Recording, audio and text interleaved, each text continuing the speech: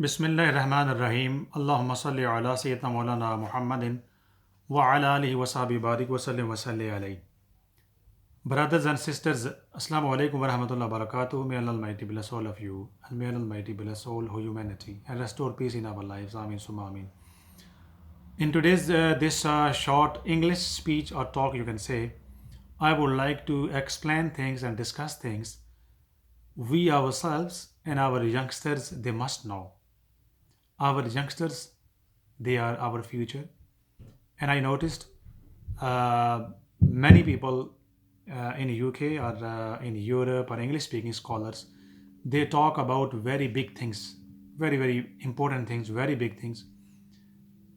But very few scholars or imams, they discuss very basic things which are very necessary, very important for our lives and for aqaid, for beliefs one should know and one must should know.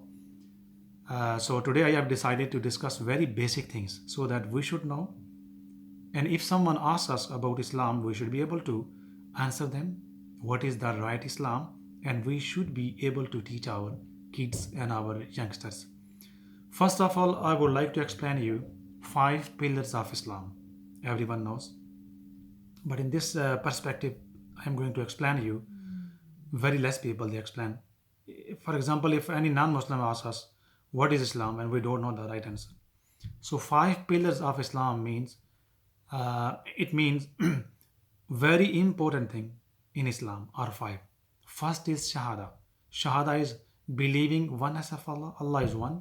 There is one. No one is equal to Allah. Allah Almighty has created everything.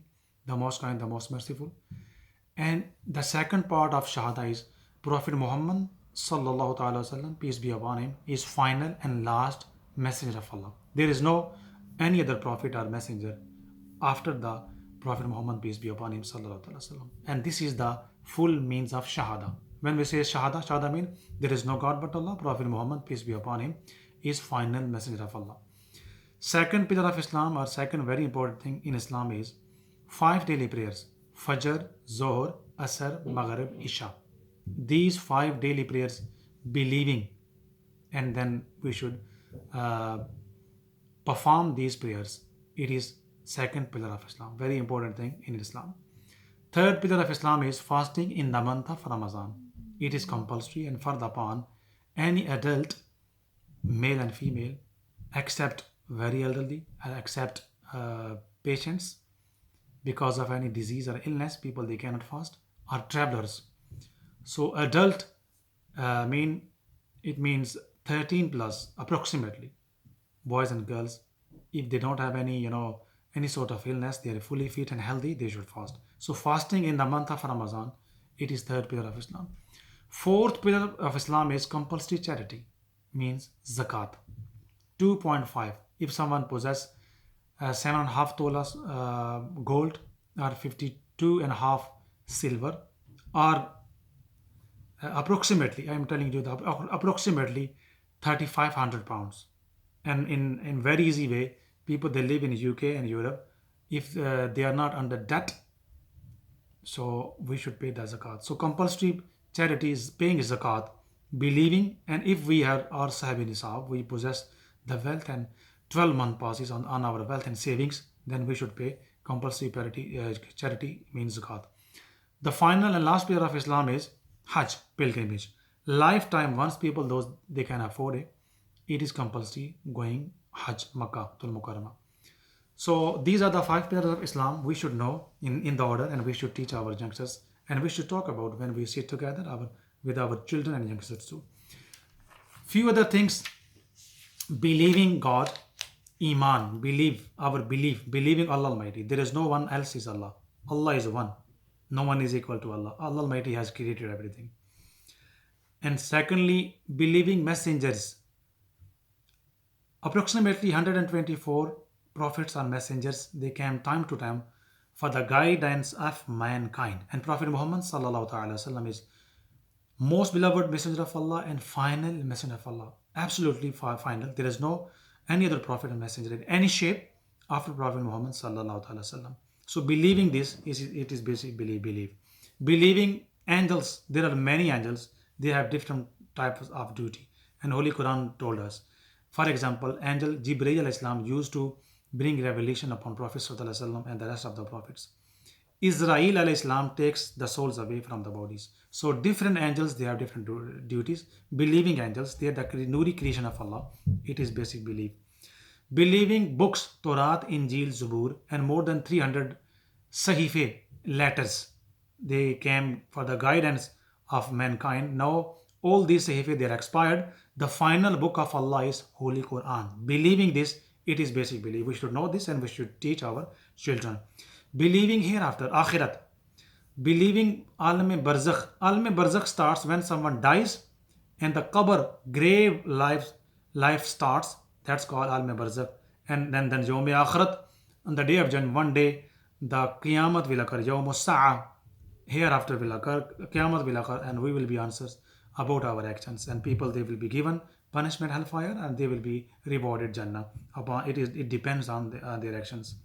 So all these, believing Allah, believing Akhirat, hereafter, angels, books, believing prophets, messengers, and Iman bil ghaib, all these things are basic belief. And another thing, very important thing, we neglect, and we should talk about that, and we should, categorically teach our children and youngsters about our four caliphs of Islam. If there is no prophet absolutely after Prophet Muhammad sallallahu alaihi wasallam, then who became the imams? Who became the leader of Muslim Ummah? So after the apparent Visal of the Prophet sallallahu alaihi wasallam, four caliph of Islam with this sequence, they came for the guidance of Muslim community and companions of that time, and Prophet sallallahu alaihi wasallam appointed them in a sense. And democratically, they were the appointed from the Muslim community and the companions. First caliph of Islam is Hazrat Sayyidina Abu Bakr Siddiq radiallahu ta'ala anhu. Hazrat and Sayyidina are two titles. These are the titles to show respect. Like we say to someone, honorable or respectable. So Hazrat and Sayyid is the titles. So with each Sahabi or big personality, we add this title, Hazrat or Sayyid. So Hazrat Sayyidina Abu Bakr Siddiq radiallahu ta'ala anhu is the first caliph of Islam. Second caliph of Islam, Hazrat Sayyidina Umar ibn Khattab radiallahu ta'ala anhu. Third caliph of Islam, Hazrat Sayyidina Usman bin Affan radiallahu ta'ala anhu. Fourth caliph of Islam, Hazrat Sayyidina Ali radiallahu ta'ala anhu. So one by one, with this sequence, they became caliph of Islam after Prophet Muhammad sallallahu alaihi wasallam. They served the deen and they were the direct student of the Prophet sallallahu alaihi wasallam. They were the companion and friends of Prophet sallallahu alaihi wasallam. And we call them Khulafai Rashidin. Four caliphs, Rashidin, they were under guidance. They were the truly guided. And Prophet sallallahu alaihi wasallam said in many hadiths, we should follow the hadith and sunnah of the Prophet sallallahu alaihi wasallam, and we should follow the sunnah of the caliphs or companions too. So they were the directly students. They are the one, they written the Quran Sharif. They are the one they brought up in the company of the Prophet sallallahu alaihi wasallam. They have seen days and nights of the Prophet sallallahu alaihi wasallam. They served Muslim community. So many later on, the great Aima and scholars, they compiled hadith books. In fact, it was the work of these four caliph of Islam. So we should follow the sunnah of the caliph of Islam. We should follow the sunnah of the Prophet sallallahu alaihi wasallam. All these things in this short talk I have elaborated. We should know and we should talk about all these things with our youngsters, with our children too, so that they should know what is our Islamic history. Jazakallah khair. Inshallah, later on, I will bring more topics with yourself. Discuss and listen, watch these videos and discuss these topics with your children and youngsters too. Thank you very much. Jazakallah khair.